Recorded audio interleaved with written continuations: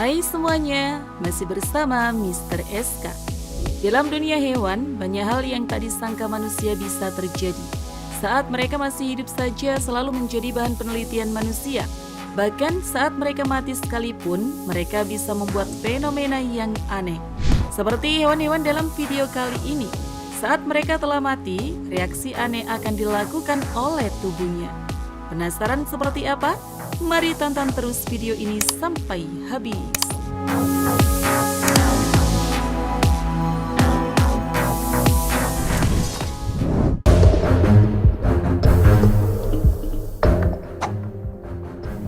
Jangkrik mengeluarkan cacing.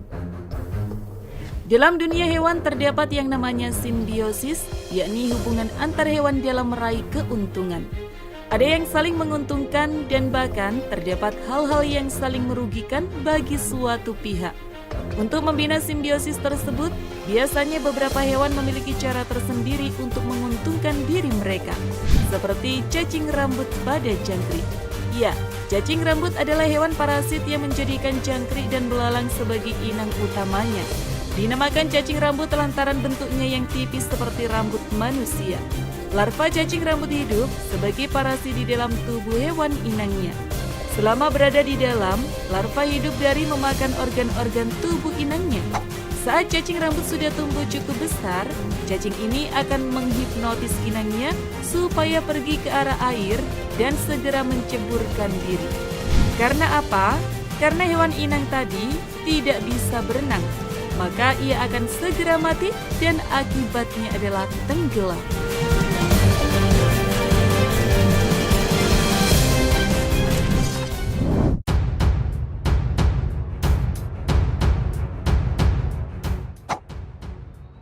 Semut zombie.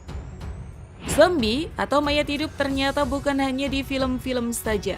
Di dunia nyata ada zombie juga, namun bukan zombie manusia seperti di film yang kita tonton.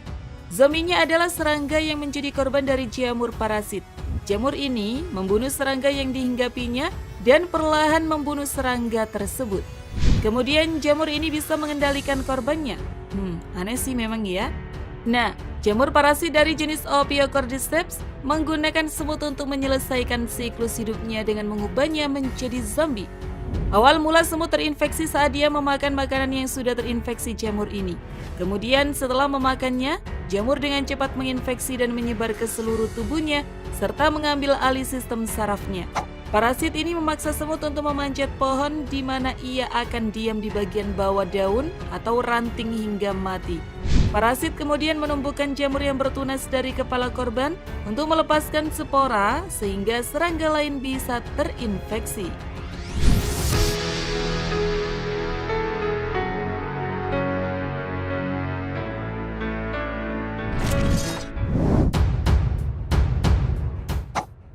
Paus meledak. Binatang-binatang laut terdampar di pantai tak jarang terjadi. Sekitar 2.000 binatang terdampar pada pantai setiap tahunnya. Binatang yang paling sering terdampar adalah ikan paus, tetapi apakah kalian tahu bahwa seekor paus yang terdampar dapat meledak? Hal ini memang tidak selalu terjadi sih, tetapi saat terjadi dapat menghasilkan bau yang sangat tidak sedap. Ketika seekor paus mati terdampar pada pantai, gas akan menumpuk karena isi perutnya yang membusuk. Karena lapisan lemak dan kulitnya yang kuat dan tebal, gas itu menjadi sulit untuk dikeluarkan. Gabungan dari panas dan berat badan paus itu sendiri dapat membuat lubang-lubang pada badannya untuk menutup, yang dapat membuat ledakannya lebih dahsyat. Penyebab bangkai paus untuk meledak sebenarnya tidak alami, tetapi karena perbuatan manusia. Karena manusia penasaran, banyak paus yang terdampar itu tersentuh, digerakkan, hingga membuat kulitnya robek. Setelah kulit robek, banyak organ dan gas yang dikeluarkan, terkadang dengan kecepatan yang sangat tinggi.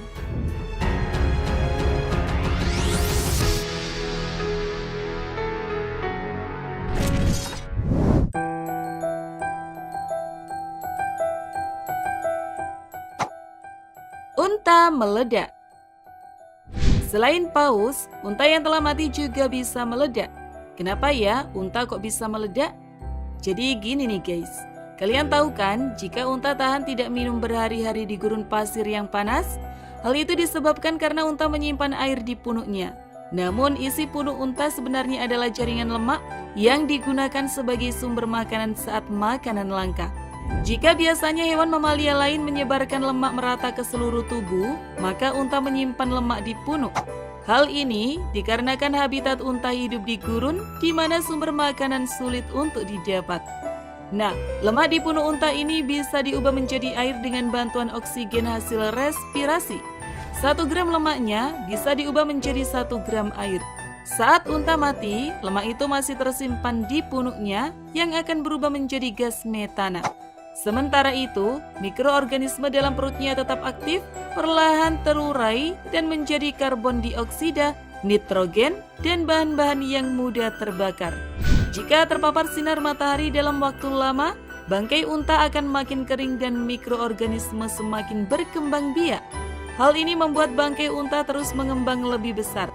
Sedikit saja kena sentuhan, walaupun sentuhan ringan sekalipun, semuanya akan meledak. Ledakan ini bahkan bisa saja melukai siapa saja yang ada di dekatnya.